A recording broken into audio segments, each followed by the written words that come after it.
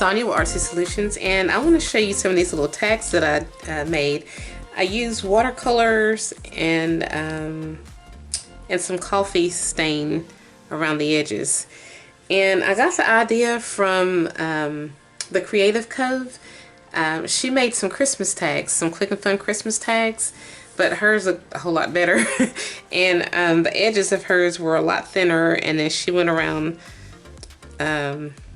she highlighted the tag image with like a thinner black pen, the same pen that she used to draw each of her images.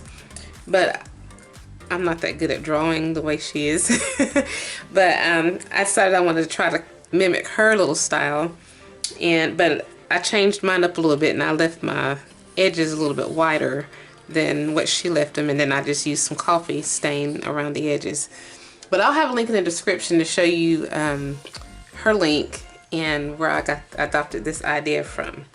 So let me just show you a few of them. This is supposed to be like an angel, and I had some iridescent paints and watercolor paints, and then regular watercolor paints along with the watercolor markers. And I also used the Dilutions paint pen with some of it. And these are just images of like nature or whatever. This is supposed to be like a little Christmas tree behind a little house and a Christmas snowy scene. And don't laugh too hard. This is supposed to be a reindeer, but yeah, at least you can see his nose is red, but yeah, he's a character. And then we have this little Christmas tree or a pine tree. And this is supposed to be like a boy angel, but kind of looks like Dracula. So I don't know, I might use this for a Christmas one, or I might just save this and just do like a Halloween one. I might not include this with it. This or poor little Rudolph. I don't know. It's questionable.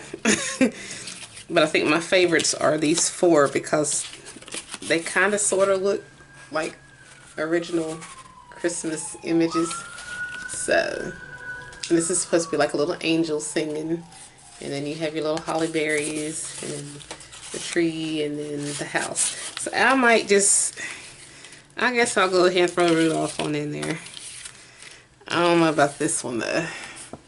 I tried. So I'm gonna just do like a little walkthrough process. Or non-talking process, and you can just kind of watch what I'm doing.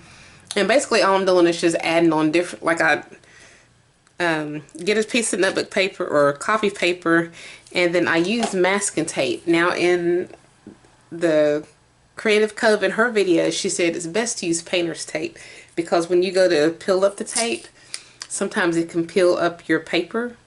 But I don't have any painter's tape. All I have is the masking tape, some of the scotch. So, but just use what you have, and I was just experimenting anyway.